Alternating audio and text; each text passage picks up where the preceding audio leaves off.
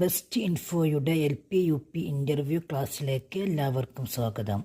ഇന്ന് ഡിസ്കസ് ചെയ്യുന്ന ക്വസ്റ്റ്യനാണ് കൊഗ്നിറ്റീവ് ലോഡ് തിയറി എന്താണ്. കൊഗ്നിറ്റീവ് ലോഡ് എന്ന വാക്കിനർത്ഥം ജ്ഞാനഭാരം എന്നാണ്. പ്രശ്നപരിഹരണത്തെ പ്രോബ്ലം സോൾവിങ്ങിനെ കുറിച്ച് പഠിക്കുന്ന വേളയിൽ ജോൺ സെല്ലർ എത്തിച്ചേർന്ന ഒരാശയമാണ് കൊഗ്നിറ്റീവ് ലോഡ് തിയറി. പഠന പ്രശ്നങ്ങൾ ലേണിംഗ് ടാസ്ക് സൃഷ്ടിക്കുന്ന കൂടിയ ജ്ഞാനഭാരം പുതിയ അറിവുകളുടെ സംസ്കരണത്തിൽ സൃഷ്ടിക്കുന്ന തടസ്സങ്ങളും അവ ലഘൂകരിക്കാനുള്ള മാർഗങ്ങളുമാണ് ഇതിൽ ചർച്ച ചെയ്യപ്പെടുന്നത്. ഇത് ഓർമ്മ മെമ്മറിയുമായി ബന്ധപ്പെട്ട് കിടക്കുന്നു.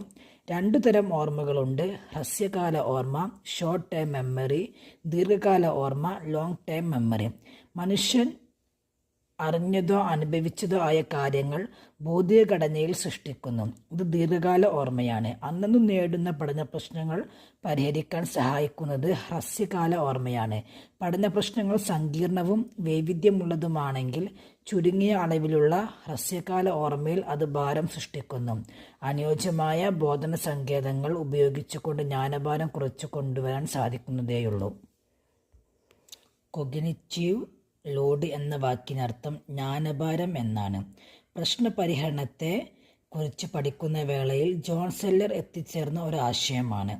പഠന പ്രശ്നങ്ങൾ സൃഷ്ടിക്കുന്ന കൂടിയ ജ്ഞാനഭാരം പുതിയ അറിവുകളുടെ സംസ്കരണത്തിൽ സൃഷ്ടിക്കുന്ന തടസ്സങ്ങളും അവ ലഘൂകരിക്കാനുള്ള മാർഗങ്ങളുമാണ് ഇതിൽ ചർച്ച ചെയ്യപ്പെടുന്നത്.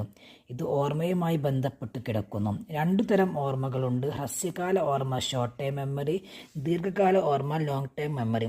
മനുഷ്യർ അറിഞ്ഞതോ അനുഭവിച്ചതോ ആയ കാര്യങ്ങൾ ബോധിക ഘടനയിൽ സൃഷ്ടിക്കുന്നു. ഇത് ദീർഘകാല ഓർമ്മയാണ്. അന്നു നേടുന്ന പഠന പ്രശ്നങ്ങൾ പരിഹരിക്കാൻ സഹായിക്കുന്നത് ഹ്രസ്വകാല ഓർമ്മയാണ്. പഠന പ്രശ്നങ്ങൾ സങ്കീർണവും വൈവിധ്യമുള്ളതുമാണെങ്കിൽ ചുരുങ്ങിയ അളവിലുള്ള ഹ്രസ്വകാല ഓർമ്മയിൽ അത് ഭാരം സൃഷ്ടിക്കുന്നു.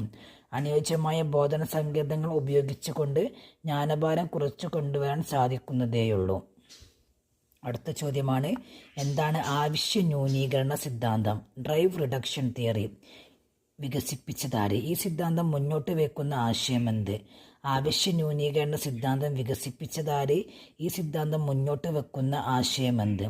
1943 ക്ലാർക്ക് ഡി ഹൾ വികസിപ്പിച്ചെടുത്ത ഒരു അഭിപ്രേരണ സിദ്ധാന്തമാണിത്. മനുഷ്യർക്കും ജീവശാസ്ത്രപരവും അല്ലാത്തതുമായ ധാരാളം ആവശ്യങ്ങളുണ്ട്. ആവശ്യങ്ങൾ നിറവേറ്റപ്പെടാതെ വരുമ്പോഴുള്ള ഒരു താൽക്കാലിക അവസ്ഥയാണ് ഡ്രൈവ് എന്ന് വിളിക്കുന്നത്. ഭക്ഷണം ഒരു ആവശ്യമാണ്, എന്നാൽ അത് കിട്ടാതെ വരുമ്പോഴുള്ള ഒരു അവസ്ഥയാണ് വിശപ്പ്. ഭക്ഷണം ലഭിച്ചു കഴിഞ്ഞാൽ വിശപ്പ് എന്ന ഡ്രൈവ് ന്യൂനീകരിക്കപ്പെടും.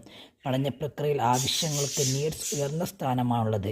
പാഠ്യപദ്ധതി ആവശ്യാധിഷ്ഠിതമായിരിക്കണം. Need based